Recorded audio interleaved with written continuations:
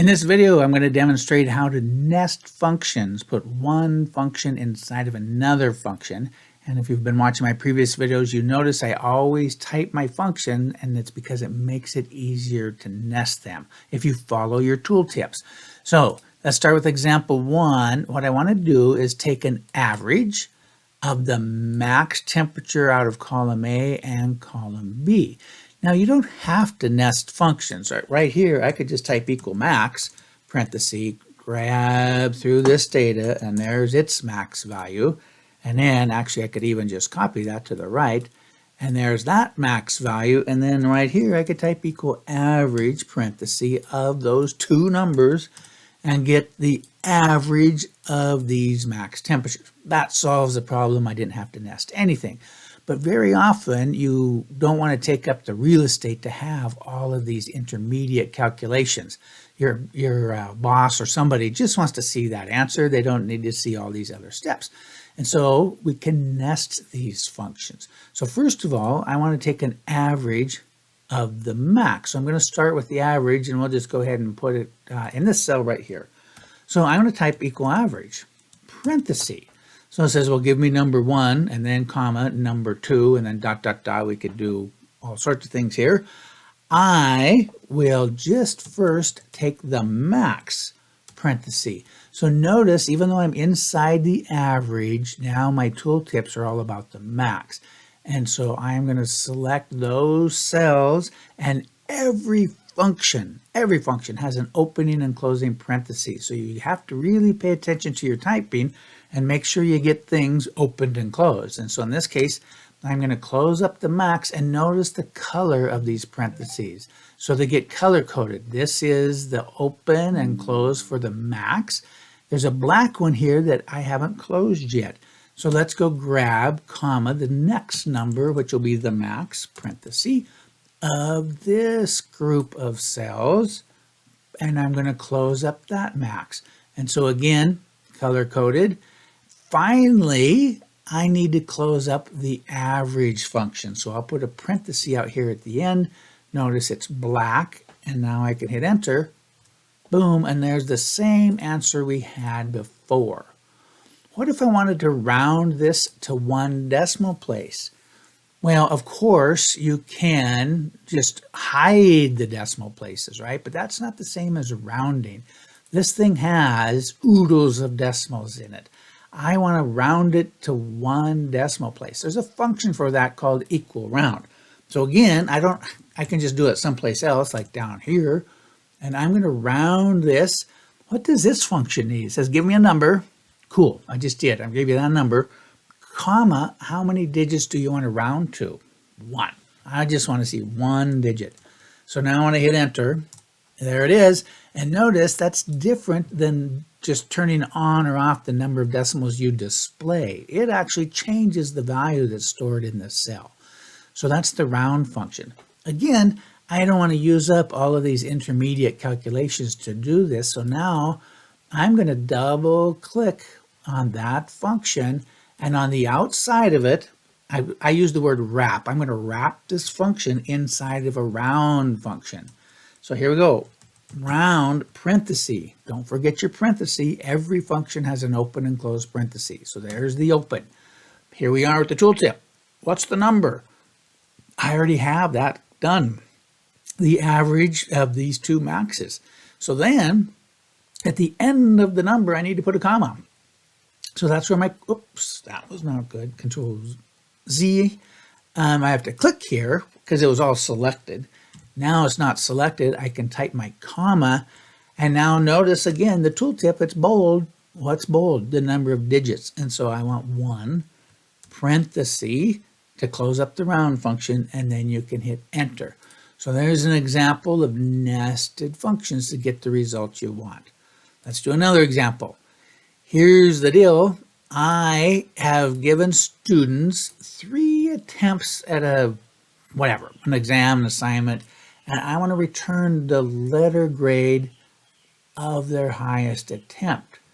I already have my letter grade table over here. So first of all, with nobody telling you what to type exactly in cell E2, what function would return a letter grade from one part of your spreadsheet over to the other part? So hopefully you're thinking, oh, that's an Xlookup. I need to take one of these scores, run over to this table, and then return the appropriate letter grade. Now, perfect. Xlookup is what we want, but which score are we going to take? I want to take the max score. Okay. So equal Xlookup, and the value that I'm going to look up over here needs to be the max of that column or that row. So I'm going to type max, parentheses. Oop, I scrolled away. Parentheses, and now I'm going to grab those 3 cells. So this max function is going to return 85 in this case, correct? That's the largest value in those 3 cells. Cool.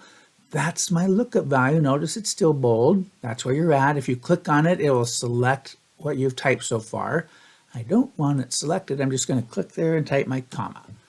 Now, how do we use Xlookup? We're going to say, well, what's your lookup array? I am going to look for it in this column. We are dragging this down, so we will function F4, comma. If it finds it, what value are we returning? Where's that array? Oh, it's right here. And function F4. Cool. Finally, what if I don't find it? Well, we can leave that blank. But in this case, what's our match mode? If you don't type anything, it has to be an exact match. Well, wait a minute. Is 85 exactly in here? No, it's not going to find it exactly. So in this case, we want to find do a -1, which is an exact match, or the next smaller. Of course, it's right in the way, so it can demonstrate that. I'm going to close this up and hit enter. So the exact match or next smaller. So 85 is between these two, right? Well, the next smaller is 80, and that's where you would get the B being returned. So you hit enter, and so there's the B. Now, we could have done this in 2 steps. I could have said, I'll put it over here, find me the max right here. So there's the 85. And then in this one, I could have done the Xlookup, but rather than doing this whole max thing, I could have just chosen F2 as having the max, right? And I'll get the same results. No nested functions, you just did it as 2 separate functions, right? So as I drag this down, it's finding the max, and the Xlookup would then use this column for the max.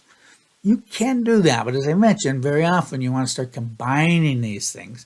So as you're first learning, you may want to do this, and then you can, watch this, I can copy this. Don't copy the equal sign, just the max. Go Control C for copy. To get out of, you're in edit mode right now. To get out of edit mode, hit escape. Boop, we're out.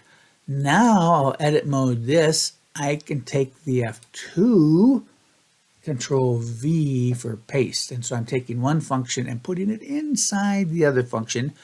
Don't copy the equal sign. You only need one equal sign for the formula. And then you can hit enter and drag this down. Another example.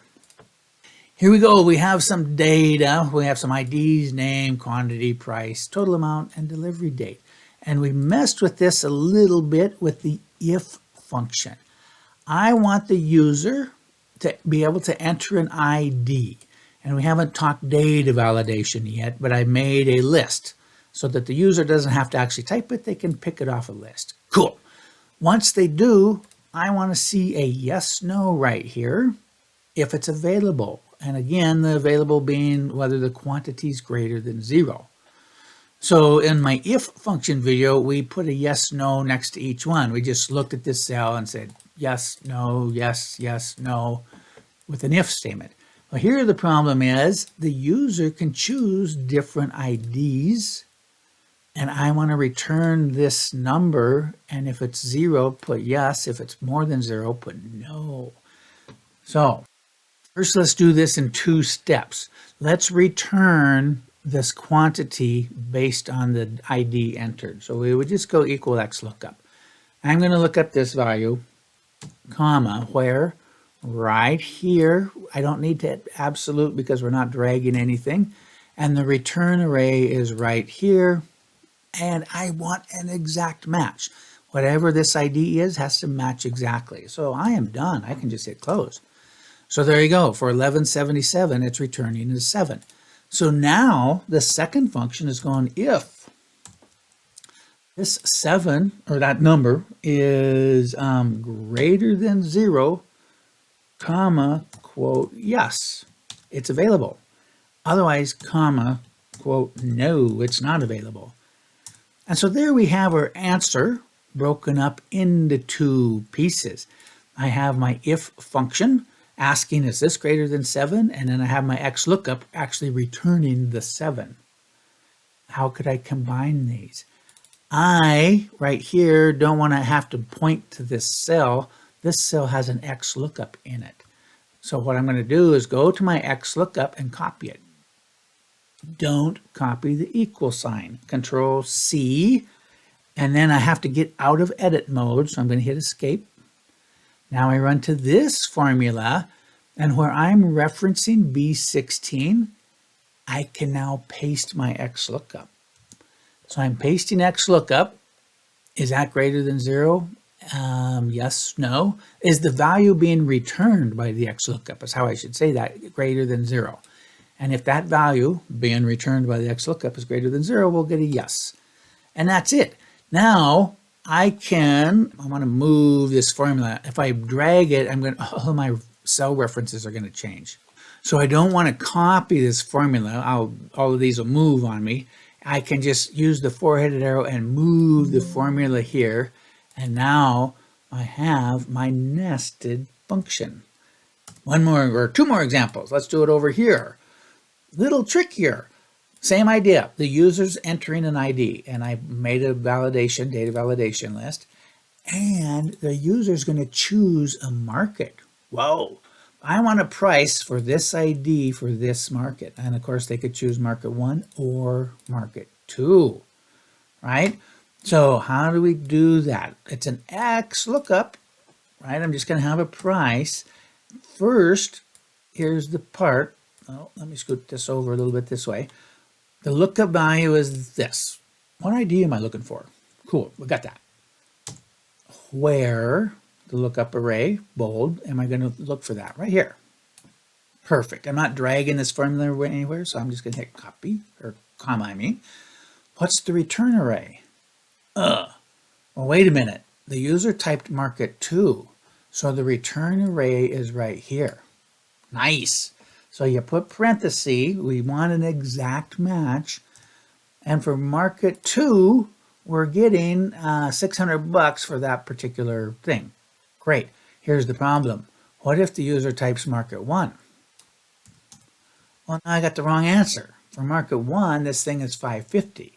So how can I make this Xlookup decide which data to return? So here on the return array, if you've watched my if video, you know that an if function can return a range of cells. Okay, just to demonstrate that right here, equal if. If this equals, in quotes, market 1, space 1, quotes, then we'll return these values, comma, value of false will return these values.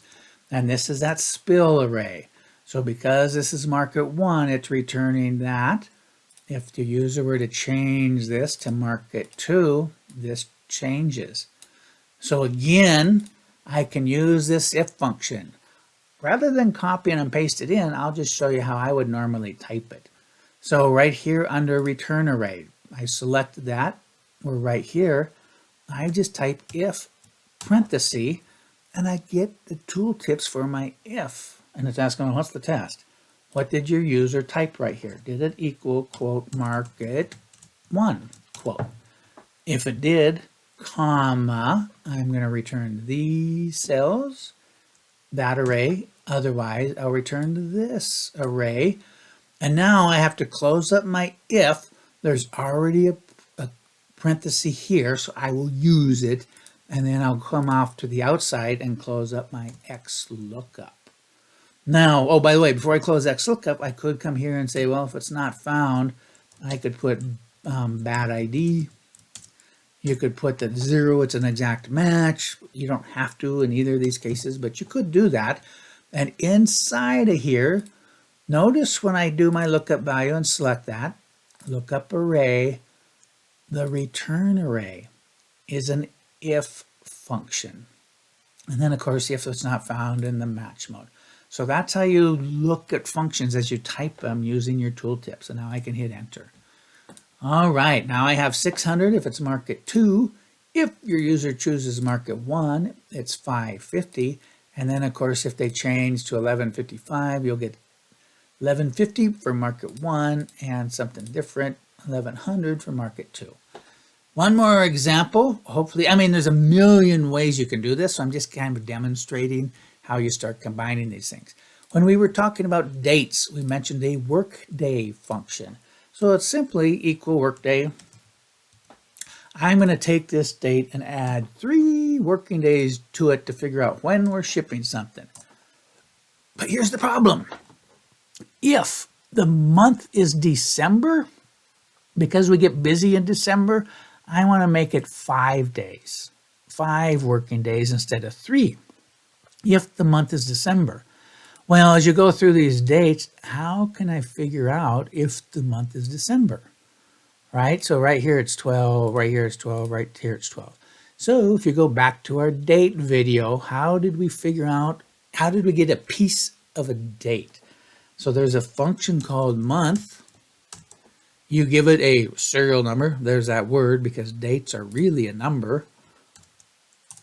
And, oops, here's an example where it's formatted as a date, 1/12/1900. We're like, no, just make it a number. So the month of that date is 12. So then I can go, well, equal if this equals 12, we're going to add 5 days to our order date. Okay, so then we'll take this date and add 5, but remember it's 5 working days. So I want to take this date, comma, 5. I'm going to absolute that because we're going to drag this formula down. Whoop.